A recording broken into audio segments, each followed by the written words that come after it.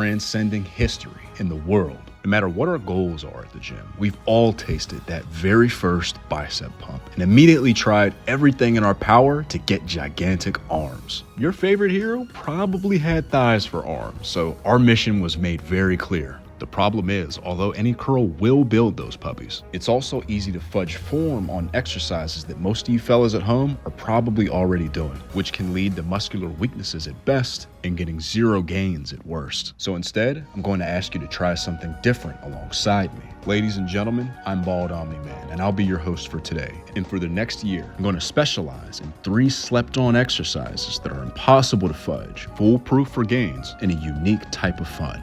If you follow alongside me, this plan is simple and repeatable, improving not only your strength and size, but more importantly, keeping things healthy and fun. So load up the microwave with a nice plate of food, sit back, and relax. And I hope you enjoy. When it comes to getting big old muscles, the most important thing is observing strength progression. And there's a reason why the strict curl is filling the role of hero in my party over other options. In a muscular sense, strength gains are like your attack stat. So it doesn't matter how high your health or defense go. If you want to do more damage, then you gotta pump up that strength stat, fellas, unless you want your attacks to just bounce off the enemy's skin. Training wise, let's put that into perspective using the second most popular beach muscle, the pecs, as an example. At the beginning of the year, doing full depth weighted dips with 3 plates for 5 to 6 was pretty tough. But after a year of training, I can do 180 pounds for the same rep range with equal range of motion and even better rep control. So although my body weight stayed the same more or less, the watermelons are heavily striated in a way that they weren't before, meaning I gained muscle.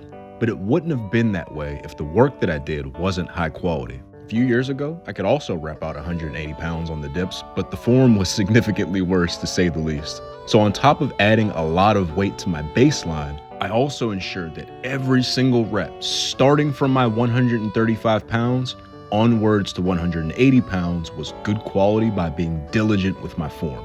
Rushing to puff up your numbers in spite of everything else is like leveling up strength only and then not realizing that technique and speed are key as well.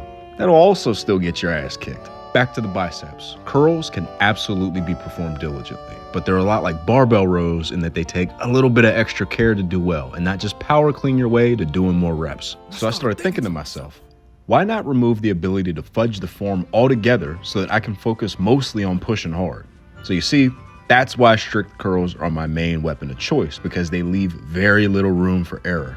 For one, you can't sway at all, and every rep comes to a dead stop at the bottom. And when those reps get tough, you have no choice but to grind through them using only the biceps, which I love. Those are 3 things that are absolutely amazing for strength gains correlating well to muscle mass. And you get all that automatically just by plopping your tuchus against the wall, so you don't have to really think of any cues at all.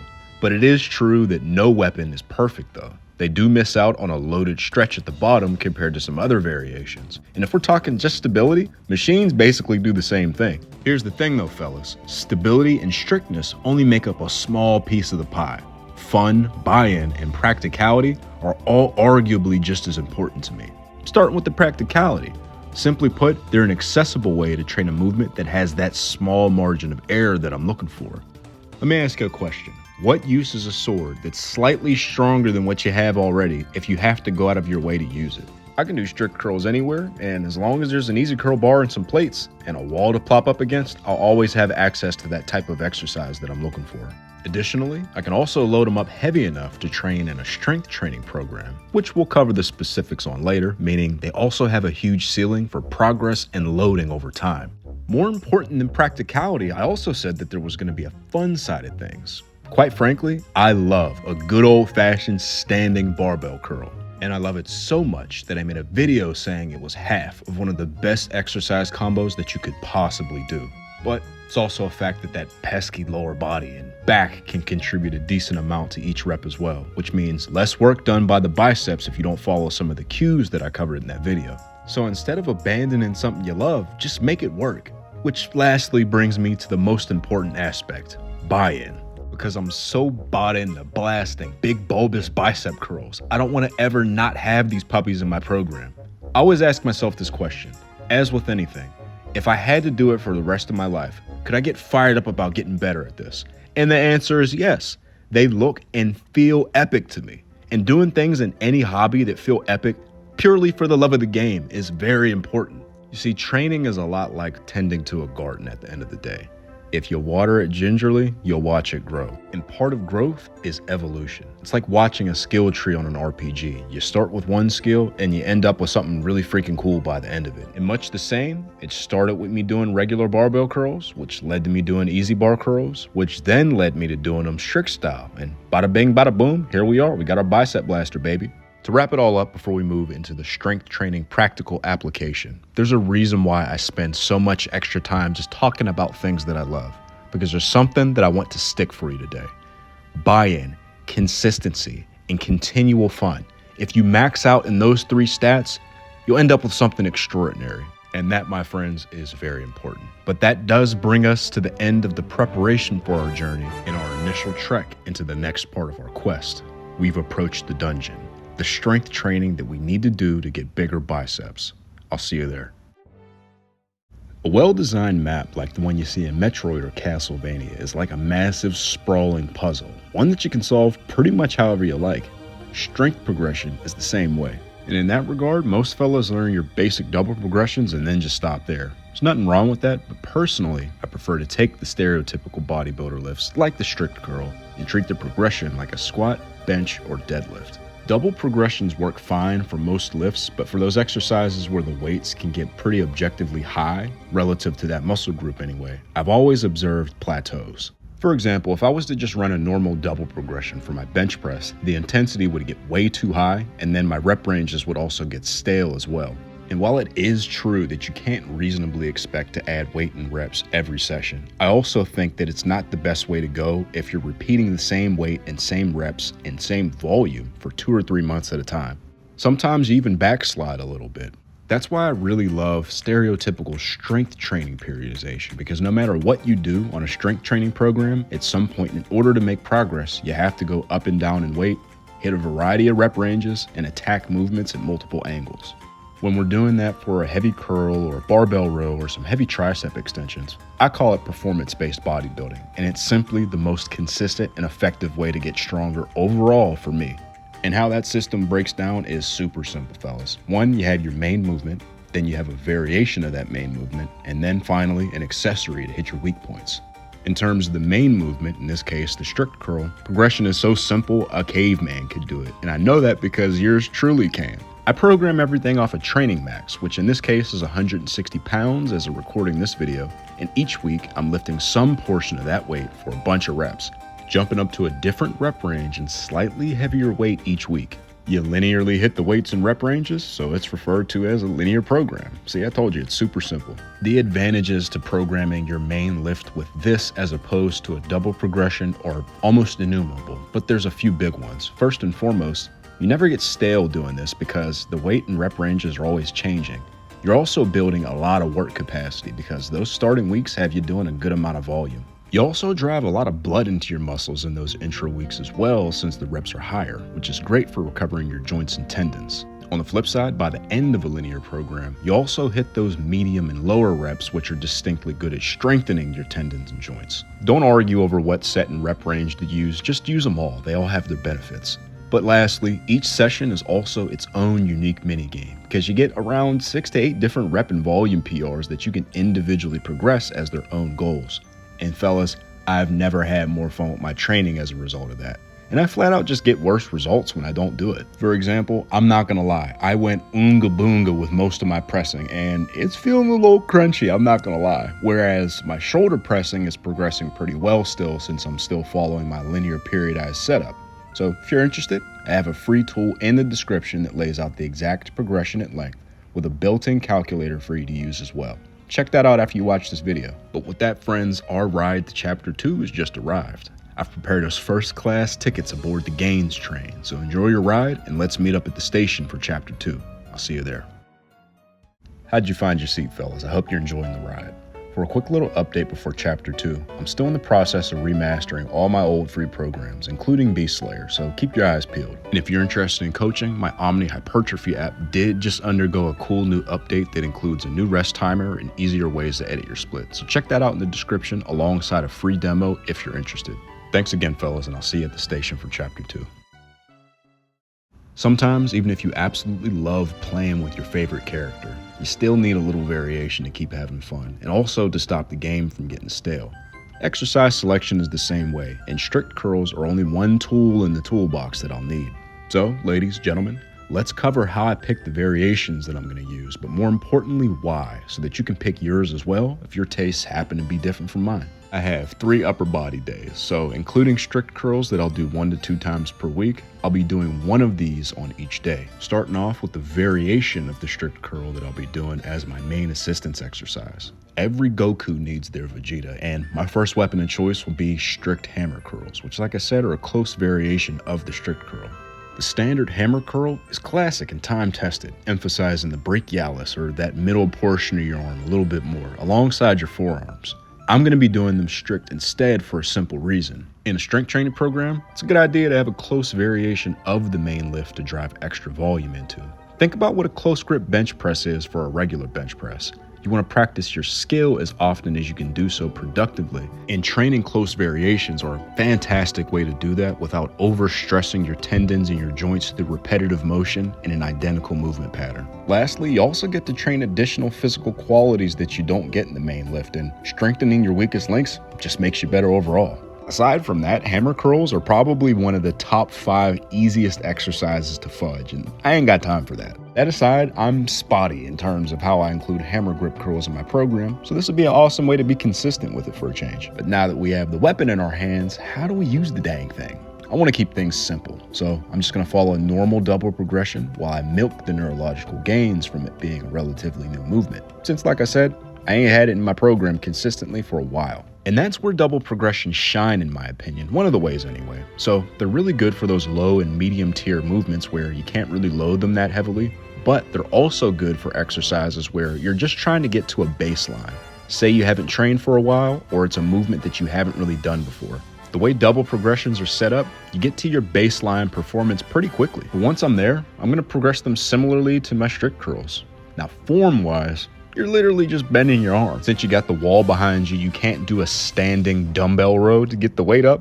But the only thing that I'm going to be cognizant of is to avoid shrugging my shoulders up to get the weight started. But other than that, it's pretty simple. Something that I am doing for funsies that maybe you fellas at home can try as well. I'm just ripping partial reps after my full range of motion reps on my last set until I literally can't move my elbow anymore. I don't know if there's anything particularly special or beneficial about doing it that way, but it's fun.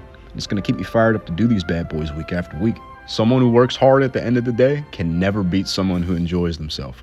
Which brings us nicely from execution to motivation. For one more bonus, I'm actually much weaker at hammer curling than I am at curling with my palms up, which quite frankly is diabolical because both of the muscles involved in those respective exercises are supposed to be roughly the same size. Now, I am training it obviously with the strict hammer curls, but our next movement is going to nip that in the bud completely. Enter the reverse preacher curl.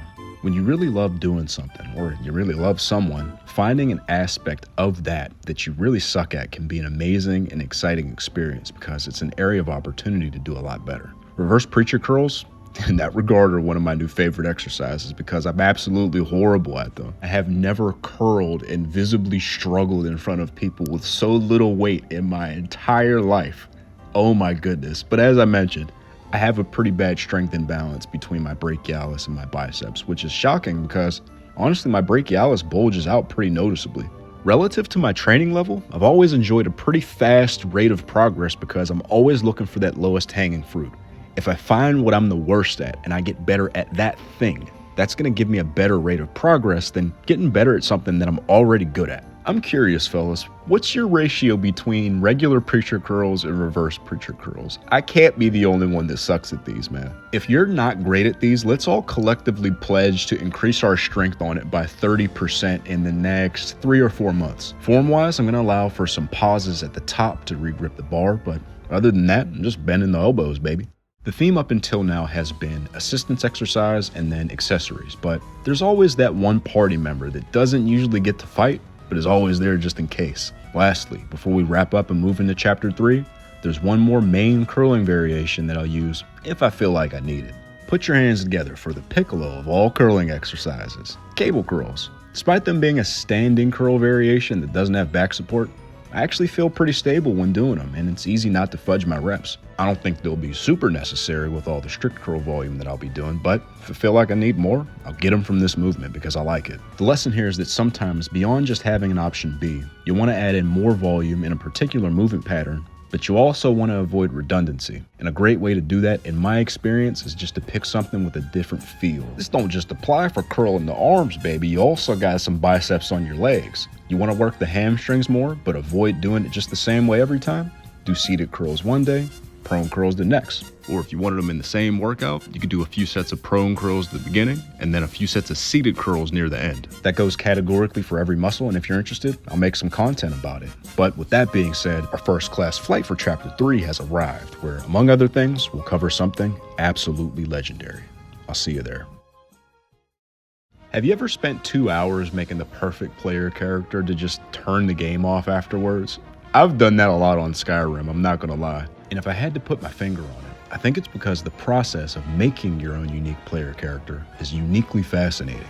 You mix and match the parts that you want to craft the perfect gameplay experience. Customizing your training is pretty much the same thing. And training-wise, some of y'all watching may want to try out 1 or 2 of these movements that we talked about today, but not do all of them all in the same way that I am, which is awesome, and what most of y'all should be doing. Don't get me wrong, I definitely want you to try them out, but I think understanding the principle is just as important as understanding the method. Let's finish off strong by quickly talking about how to easily incorporate each of the 4 movements that we covered today into your existing program. Starting off with strict curls, because those are easy.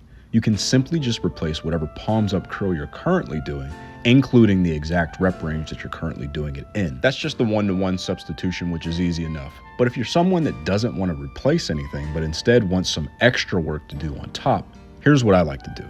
Take away 1 set of whatever curl you're currently doing, and then add 2 sets of strict hammer curls or preacher reverse curls. That's going to lead to a net increase in volume, but it's more diverse as well. And you may even notice that your first curl feels stronger and fresher because you're doing 1 less set of it, so you can lock into it better. Over time, you can add a set back to that exercise where you removed it, or add a set to the new curls that you added in, whichever sounds more fun to you or is more appropriate for your program. The idea here overall is to balance working harder with just adding junk volume, and this is a dummy-proof way to do that. As for selecting entirely different movements, here's what I would do.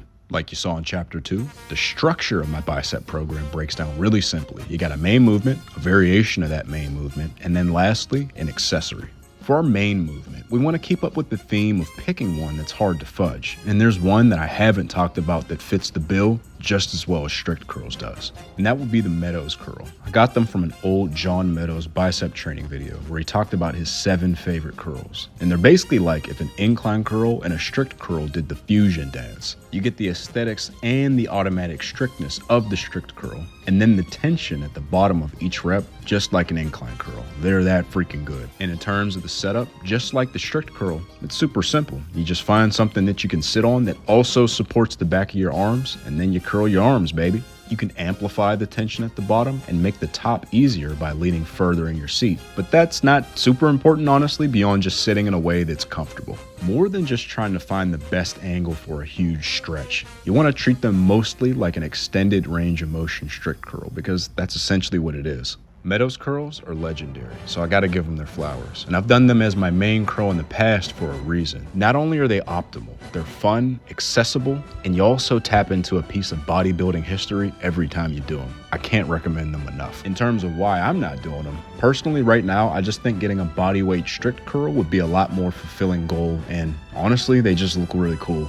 But if you were gonna pick a curl that wasn't a strict curl as your main exercise, this is the one. Following the logic, the template that I laid out, your variation could be a Meadows hammer curl, or maybe a Meadows curl with a pause in the middle. Whatever helps you reasonably differentiate from that main lift a little bit while still being pretty similar, and also letting you work on some cool new physical qualities. And finally, your accessories can be whatever you feel attacks your weakest points. You know that better than I do, but whenever you pick your accessory, just make sure that it's not the same as the first 2 movements that you picked. That's all you gotta do. And after that, the sky's the limit. Just make sure you do what sounds the most fun to you. Everything that we talked about in chapter 3 are just examples for you to try that I think are really cool. To wrap it all up, when I buy action figures, sometimes I don't want to use it as is, but I'll combine pieces from different figures to make something that I love. Fellas, that's all she wrote. Thank you so much for watching. If you liked the video, I'd appreciate it if you liked it and then leave me a comment down below. And if you learned anything new, share it with a friend. If you're interested in supporting the channel further or you want coaching, make sure you check out my Omni Hypertrophy app in the description or the pinned comment, alongside the free demo to see if it's a good fit for you. You have a great day, fellas. Bye-bye.